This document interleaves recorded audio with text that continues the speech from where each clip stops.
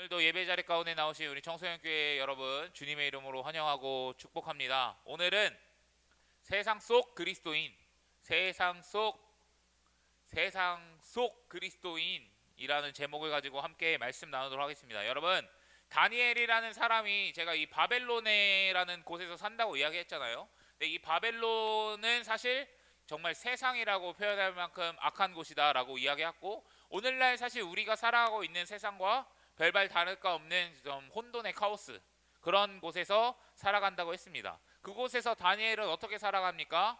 믿음을 지키고 또 믿음을 드러내고 또한 믿음을 보여주면서 또 그리스도인답게 그 세상 속에서 혼돈의 카오스 속에서 믿는 자답게 살아가고 있었다라고 이야기했습니다. 그래서 우리가 오늘 말씀을 들을 때 내가 그리스도인이잖아요, 그렇죠? 여러분, 내가 그리스도인이고 예수님을 믿는 사람인데 내가 이 세상 속에서 어떻게 살아가야 할까? 이 다니엘이 좋은 모습을 보여주고 있는데 내가 이 세상 속에서 어떻게 살아가야 할까? 내가 이런 다니엘의 모습을 어떻게 삶에 적용할 수 있을까? 좀 고민해 보면서 말씀을 들었으면 좋겠습니다.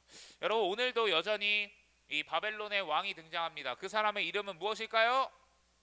느부갓네살이라는 사람이 오늘도 등장하게 됩니다. 근데 이 4장은 2장 있죠, 우리 2장처럼 또 꿈을 꾸기 시작해요. 꿈을 꿔. 그러니까 자면서 이제 꿈을 꾸기 시작합니다. 그 꿈으로 인해 또 이 느부갓네살의 마음이 어떠냐?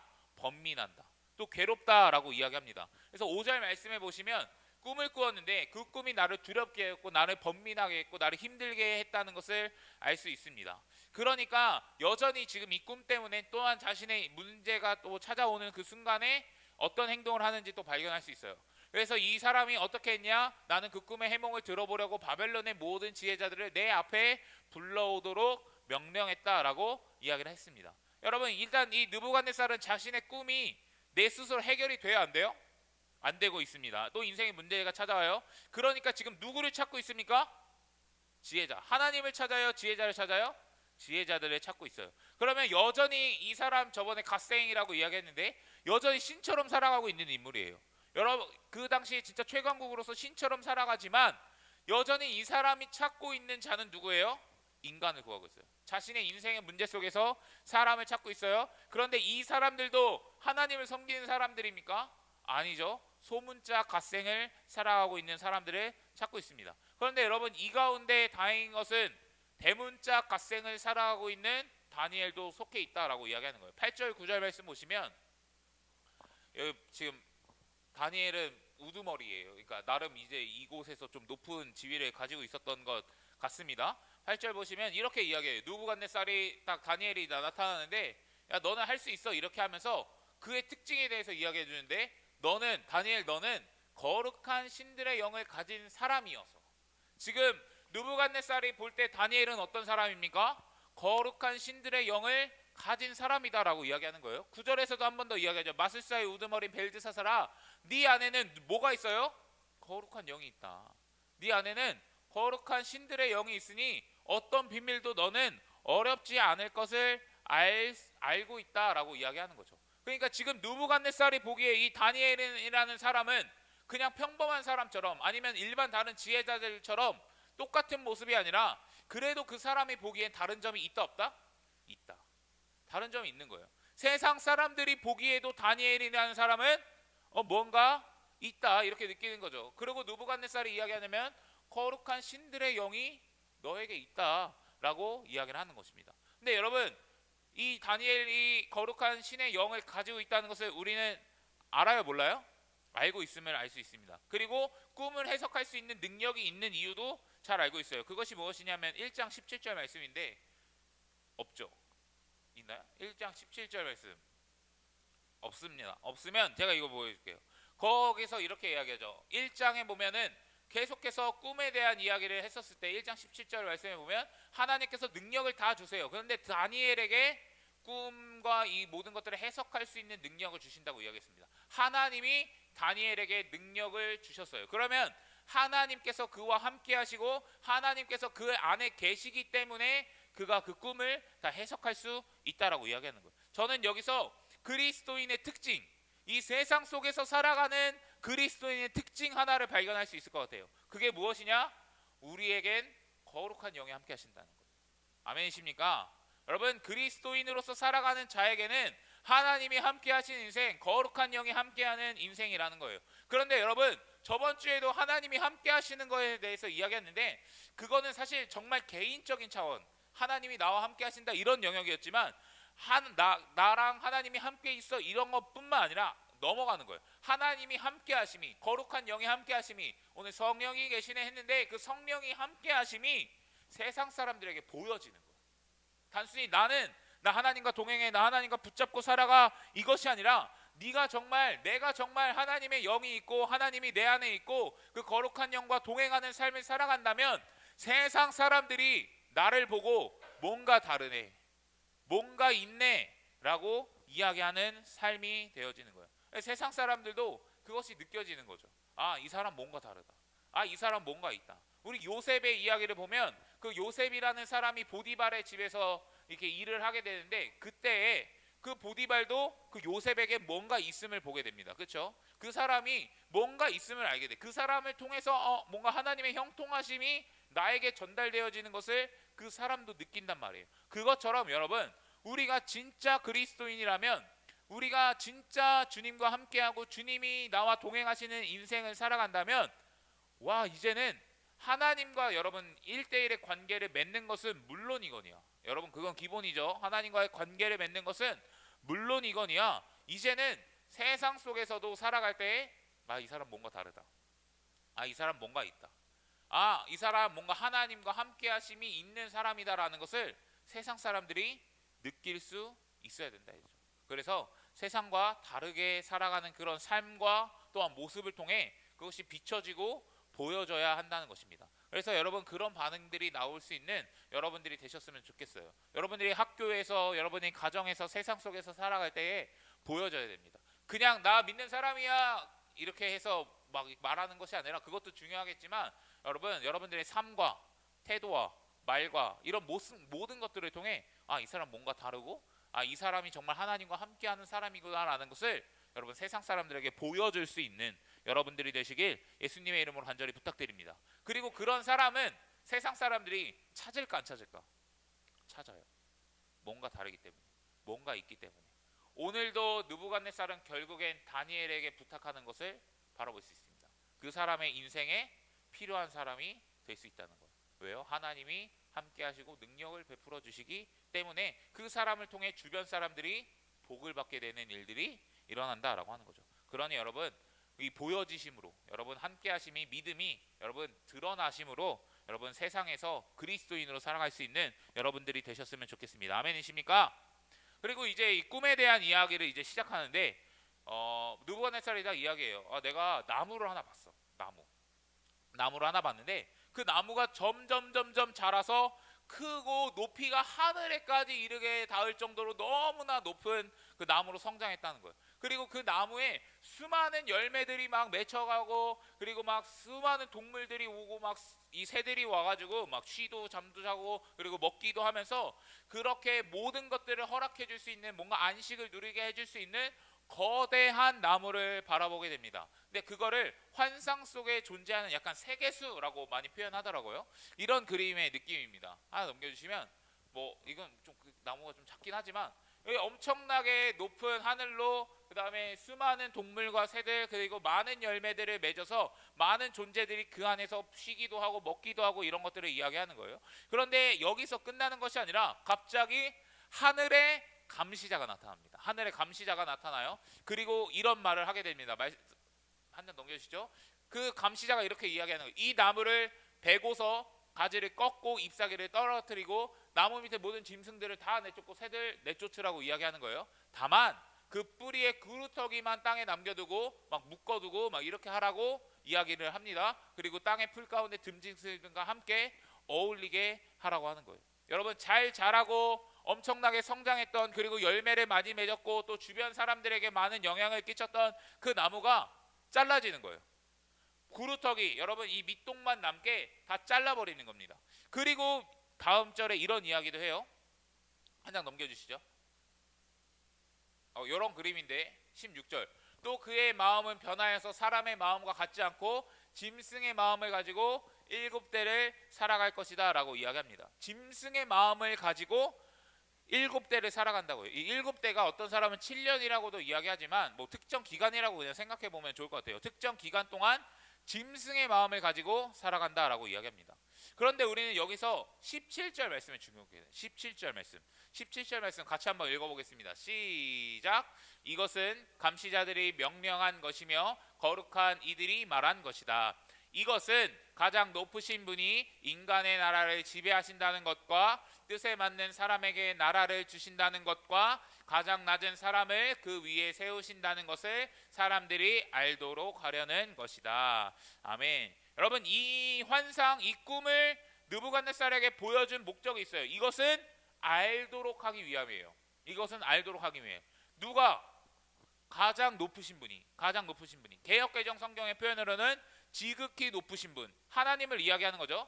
하나님이 알게 해주시려는 거예요. 이것은 알게 해주시려는 거예요. 그것이 무엇이냐? 하나님은 인간의 나라를 지배하신다는 것과 뜻에 맞는 사람에게 나라를 주신다는 것과 가장 낮은 사람을 그 위에 세우신다는 것을 사람들이 알게 하기 위해서 지금 이 꿈을 보여주고 있다는 거예요. 여러분, 하나님께서 이 꿈과 환상을 느부갓네살에게 보여주신 이유가 있다면 하나님이 이 땅을 다스린다는 것을 보여주기 위함입니다.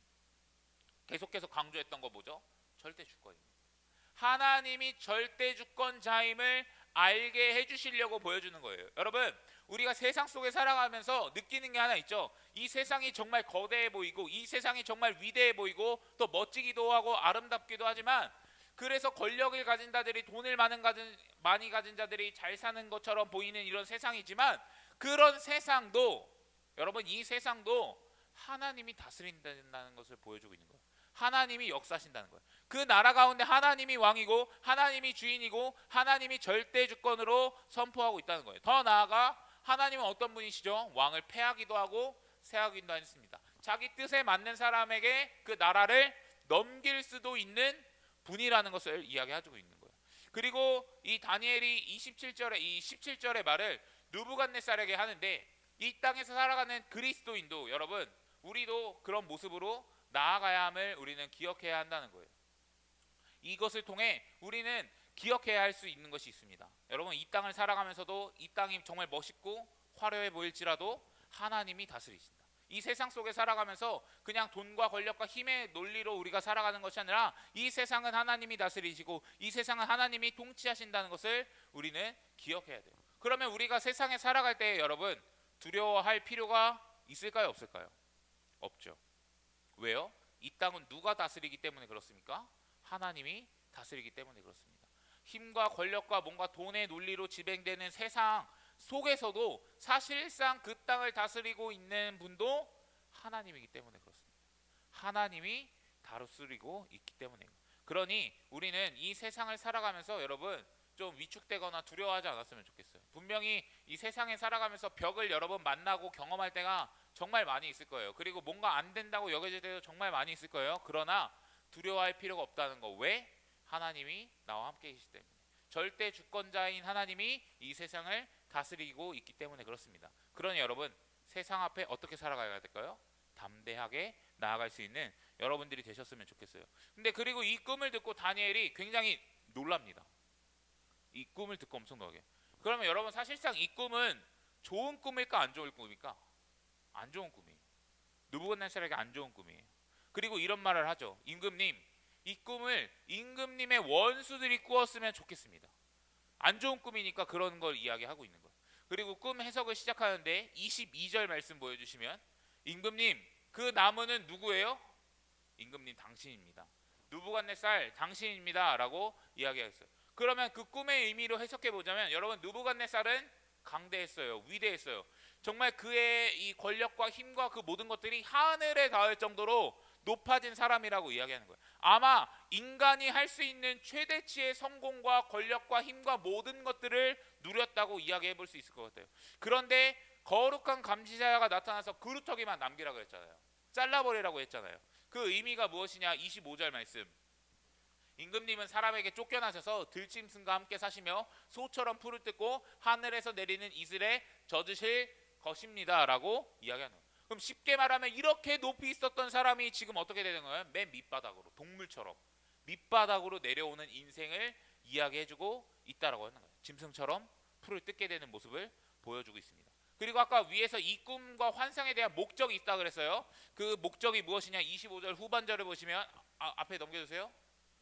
임금님은 비로소 가장 높으신 분이 인간의 나라를 다스리신다는 것과 누구든지 그의 뜻에 맞는 사람에게 나라를 주신다는 것을 깨닫게 될 거라고 이야기하는 거예요.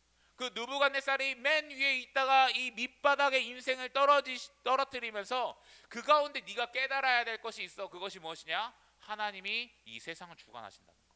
하나님이 이 나라를 통치하신다는 것을 깨달아야 한다는 거예요. 여러분, 이 꿈을 통해서 느부갓네살에게 이야기하는 것은 명확합니다.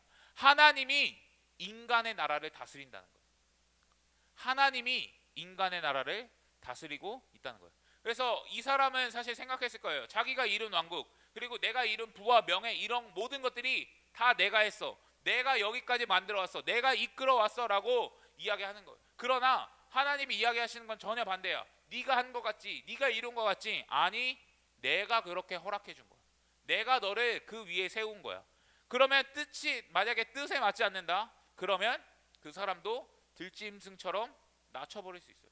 뭔가 세상에서 엄청 위대하다고 여겼던 사람이, 엄청나게 뭔가 힘과 권력이 있었다고 느껴졌던 사람이 이제는 밑바닥으로 떨어뜨릴 수도 있어 라고 이야기하는 거예요. 그러니 하나님은 엄청난 절대 주권자임을 보여주고 있어요. 근데 여러분, 하나님께서는 나무를 여러분 뿌리 뽑아, 아예 막 뿌리 뽑으라는 게 아니라 구루터기가 남게 자르라고 이야기하는 거예요. 밑동이 있으면 여러분 회복할 수 있습니까? 없습니까? 회복할 수 있죠. 밑둥이 있으면 그래도 자라나고 회복할 수 있음을 보여줘요.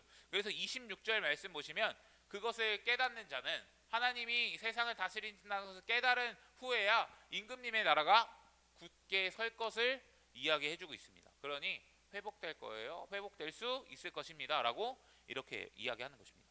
근데 저는 이 마지막 이제 27절 말씀이 정말 우리에게 중요한데, 세상 속에서 그리스도인이 어떤 모습으로 살아가야 되는지, 어떤 역할로서 살아가야 되는지 좀 명확하게 보여주는 거라고 생각합니다. 27절 말씀 저희 같이 한번 읽어볼게요. 시작. 그러니 임금님은 저의 조언을 받아주시기를 바랍니다. 공의를 행하셔서 임금님의 죄를 속하시고 가난한 백성에게 자비를 베푸셔서 죄를 속하시기 바랍니다. 그렇게 하면 임금님의 영화가 지속될 수 있을지도 모릅니다. 여러분, 지금 다니엘이 느부갓네살에게 조언하고 있어요. 그러니까 근데 이 마음의 동기를 한번 생각해 보면 좋을 것 같아요. 다니엘의 입장에서 느부갓네살이 망하길 원해서 이렇게 이야기하는 걸까요? 아니죠. 야, 너네 우리나라 괴롭혔지? 지금 나 포로로 끌려왔지? 꼴 좋다. 너 이제 망한다. 이게 아니잖아요, 지금. 그렇죠? 지금 다니엘의 마음속에 어떤 마음이 있냐면, 느부갓네살 네가 망하지 않았으면 좋겠어. 네가 잘 됐으면 좋겠어. 뭔가 하나님의 심판을 받는 것이 아니라 회개하고 돌이켰으면 좋겠어. 이렇게 이야기하는 거예요. 당신이 회개하고 공의와 정의를 행하면, 쉽게 말해 하나님의 말씀대로 하나님의 뜻대로 살아간다면, 그리고 너가 하나님을 인정하는 삶을, 그리고 그분의 말씀에 순종하는 삶을 살아간다면 당신 망하지 않을 수 있어. 당신 망하지 않을 수 있어. 그러니 내 말 좀 들어줬으면 좋겠어. 내 말 좀 들어줬으면 좋겠어. 나는 당신 심판받기 원하지 않아. 나는 당신이 잘 됐으면 좋겠어. 이런 마음으로 지금 조언을 하고 있는 것을 이야기해보고 있어요. 여러분, 제가 이런 세상에서 어떻게 믿음을 지킬까, 이런 세상에서 어떻게 믿음을 지킬까라는 책을 보니까 이 다니엘의 마음을 연민의 마음이라고 표현해요. 연민의 마음. 어떤 마음이요? 연민의 마음. 그것이 무엇입니까? 불쌍하고 가련하게 여기는 마음과 태도입니다. 지금 다니엘은 느부갓네살을 어떻게 바라보고 있는 거냐면, 불쌍하게 가련한 마음으로, 연민의 마음으로 바라보고 있는 거예요. 그리고 이 사람이, 여러분, 느부갓네살이 지금처럼 계속해서 살아가면 심판받고 또한 이 높은 자리에서 밑바닥까지 떨어질 수 있게 되는 것을 아니까, 이 환상을 통해서 주시는 메시지를 아니까 다니엘 입장에선 그냥 바라만 보고 있을 수 없다 이겁니다. 그의 마음에 연민의 마음이 생겨나기 시작하는 거예요. 여러분, 우리가 이 세상 속에서 그리스도인으로 살아갈 때에 우리가 가지고 있어야 하는 마음이 이거라고 생각합니다. 어떤 마음이냐? 연민의 마음이 있어야 돼요. 긍휼의 마음이 있어야 돼요. 뭔가 불쌍히 여기는 그 마음이 있어야 돼요. 세상에 살아가는 그리스도인으로서 세상을 향해, 그리고 세상 그 사람들을 향해 그런 마음을 품을 수 있어야 돼요. 근데 왜 우리가 그런 연민의 마음, 그 불쌍히 여기는 마음을 왜 품어야 될까? 그렇죠? 세상 사람들 뭐 잘못하고 그럼 다 싹 다 망하고 그냥 심판받으면 좋은 거 아닙니까? 그런데 왜 우리는 연민의 마음을 품어야 할까요? 그게 여러분 하나님이 나를 바라보시는 시선이고 마음이기 때문에 그래요. 여러분들을 바라보고 있는 하나님의 마음이기 때문에 그렇습니다. 한 영혼을 바라보는 마음이 그 연민의 마음이고 긍휼의 마음이기 때문에 그렇습니다. 여러분 하나님께서 우리를 구원하실 이유가 있나요? 그렇게 죄에 빠져 살고 하나님 배신하면서 살아가는데 우리가 하나님의 자녀가 될 그 자격이 있냐고요? 하나도 없죠. 그런데 하나님이 우리를 불쌍히 여기심으로 말미암아 긍휼히 여기심으로 말미암아 우리를 구원해 주셨다는 그 사실을 날마다 기억해야 돼. 여러분 사실 우리도 느부갓네살처럼 살고 있지 않나요? 왜냐하면 세상적으로 지금 뭐 내 볼 때는 느부갓네살에 이 비교할 수 있을 만한 스펙도 하나도 없지만 그래도 내가 이제까지 살아온 것이 내가 공부했고 내가 노력했고 내가 여기까지 이루어냈어 내 인생의 주인은 나야 라고 이야기하면서 내가 주인이면서 살아갈 때가 참 많이 있지 않냐는 거예요. 그런데 여러분 우리의 인생의 주인은 내가 아니라 하나님입니다. 아멘이시죠? 그런데 우리는 내가 한 것처럼 살아갈 때가 정말 많이 있다는 거예요. 하나님의 은혜이고 하나님의 주권임을 인식하지 못할 때가 참 많이 있어요. 그래서 우리가 하나님의 주인 되심, 하나님의 왕 되심을 여러분 인식하지 못하고 기억하면서 살아가지 못하면 그게 죄죠. 그게 성경에서 말하는 죄입니다. 그리고 그 죄에는 분명히 심판이 있다 없다? 있다. 그 죄에는 분명히 심판이 있다는 거예요. 그런데 여러분 우리는 이 심판을 피할 수가 있어요. 피할 길을 마련해 주셨어. 왜? 하나님이 우리를 불쌍히 여기셨기 때문에. 그래서 예수님이 우리를 불쌍히 여기셨기 때문에 연민의 마음을 가지고 이 땅에 오셨어요. 우리가 죽어가는 게 눈에 보이니까, 그렇게 살면 죽어가는 게 눈에 보이니까 그대로 살다가는 천국에 가고 생명을 얻는 것이 아니라 심판으로 지옥으로 가기 때문에 그렇습니다. 근데 여러분 우리가 흔히 그 누가복음에 보면 탕자의 비유라고 우리가 잘 아는 이야기가 하나 있어요. 거기서 아버지의 마음, 하나님의 마음을 분명하게 보여주는 그 대목이 있는데 심판받아야 할, 죽어야 할 그 둘째 아들이 돌아오는 장면에서 이런 말씀을 기록하고 있습니다. 그의 아버지가 그를 보고 측은히 여겼다. 그 둘째 아들을 보고 어떤 마음을 가지고 있는 거냐면 불쌍히 여기는 거예요. 긍휼히 여기는 거예요. 그리고 그런 마음이 있으니 여러분 그런 마음이 있으니 아버지가 회개를 받아주시는 거예요. 여러분 내가 회개한다고 해서 하나님이 의무적으로 회개를 받아주실 필요는 없거든요. 그런 필요가 없어요. 여러분 회개가 중요했던 이유는 하나님이 받아주신다고 했기 때문에 그래요. 불쌍히 여겨주시기 때문에 그렇습니다. 그러니 회개하면 용서받고 자녀 삼으시는 그 은혜가 있다는 거예요. 아버지에게, 하나님에게, 예수님에게 긍휼히 여기는 그 불쌍한 마음이 있으니까 우리도 구원을 받았습니다. 그렇다면 우리에게도 여러분 긍휼의 마음, 불쌍히 여기는 그 마음과 시선을 가지고 동일하게 세상을 바라볼 수 있어야 돼. 세상을 바라볼 수 있어야 돼. 학교를 바라볼 수 있어야 돼. 여러분들의 친구를 바라볼 수 있어야 돼. 여러분 주변의 영혼들을 그런 마음으로 바라볼 수 있어야 돼. 심판받으면 안 되는데, 죽으면 안 되는데, 구원받고 천국 가야 되는데 라는 마음이 우리 안에 있어야 된다는 거예요. 사랑하는 청소년 교회 여러분, 내가 여러분 하나님의 긍휼과 그 사랑으로 말미암아 심판이 아니라 구원을 받고 그리스도인이 되었다면 이제는 그 긍휼과 연민의 마음을 가지고 세상을 바라볼 수 있기를 간절히 축원합니다. 그래서 여러분 그 시선과 그 마음을 가지고 그 영혼들을 바라보고 세상을 바라볼 수 있는 여러분들이 되셨으면 좋겠습니다. 그리고 이제는 그에 따른 그리스도인의 합당한 삶의 모습과 역할, 구체적인 모습으로 나아가는 거예요. 그것이 무엇입니까? 그 마음을 품었다면 이제는 돌아오라고 말해야죠. 돌아오라고 말하는 거예요. 하나님께 돌아오라고, 하나님께 회개하라고, 하나님의 뜻대로 정의와 공의를 지키면서 살아가라고 이야기하는 거예요. 여러분 제가 아까도 이야기했지만 느부갓네살은 진짜 갓생이에요. 진짜 신처럼 살았던 사람입니다. 자신의 왕권에 대한 고집과 이 통제 욕구가 있었던 사람이에요. 그래서 사람들을 막 마음대로 죽이고 공포 정치를 했던 사람이에요. 그 단편적인 예가 3장에서 우리 확인했잖아요. 금신상에 절 안 하면 다 죽여버린다고. 그렇죠? 그 집안까지도 다 죽여버린다고 이야기했던 그런 공포 정치를 했던 사람입니다. 그런데 이제는 이런 삶을 모두 다 청산하고 백성들을 다스리고 통치함으로써 하나님의 주권에 순복하는 모습을 보여달라고 이야기하고 있어요. 그러니까 회개하고 돌이키고 하나님의 말씀에 순종하면서 살아라고 이야기하고 있는 것입니다. 그런데 여러분 이런 모습이, 이런 말들이 우리가 세상 속에서 그리스도인으로서 살아가면서 세상 사람들에게, 많은 영혼들에게 해야 할 말이라고 이야기하는 거예요. 연민의 마음, 긍휼의 마음을 가지고 세상 사람들을 돌아올 수 있게, 세상 사람들이 우리에게 돌아올 수 있게 하는 거예요. 하나님의 주권을 인정하면서 살라고, 하나님의 말씀대로 살아가라고 말해 줄 수 있는 사람이 되어야 한다는 거예요. 오늘날로 쉽게 이야기하면 뭘까요? 전도하는 거죠. 복음 전하는 것입니다. 여러분, 우리가 전도할 때 흔히 예수님 믿으세요 이렇게 이야기하잖아요. 그런데 사실 이 예수님 믿으세요라는 그 한마디에 엄청난 내용을 사실 압축한 거예요. 여러분, 예수님 믿으면 예수님이 주인 되는 인생을 살고 예수님을 인정하면서 그 말씀대로 살아가는 거잖아요.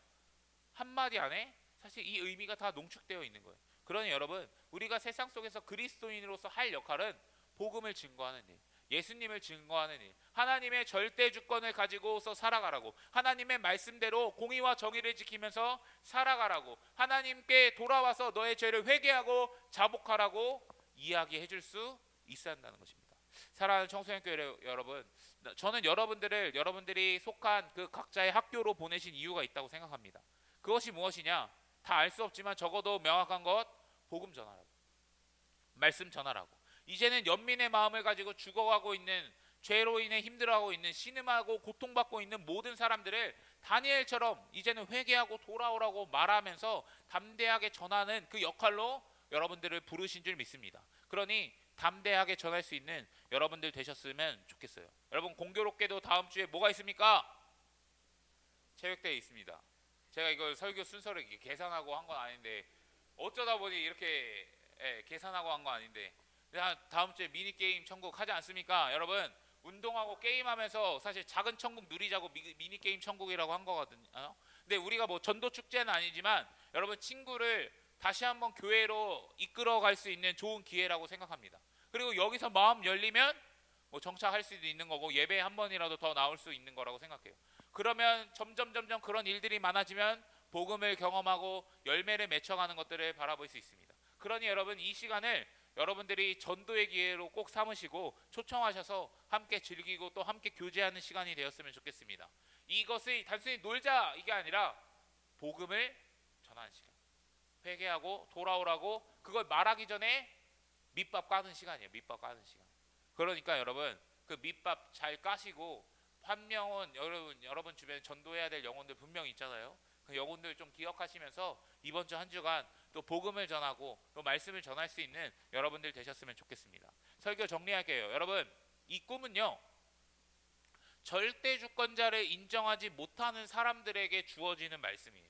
단순히 느부갓네살에게만 주어지는 게 아니라 절대 주권, 하나님이 인간 세상을 다스린다는 그 믿음이 없는 모든 사람들에게 전해지는 거예요. 느부갓네살은 내가 주인이야, 내가 왕이야, 내가 신이야 라고 하면서 그 모습의 대표격인 사람이었던 거예요.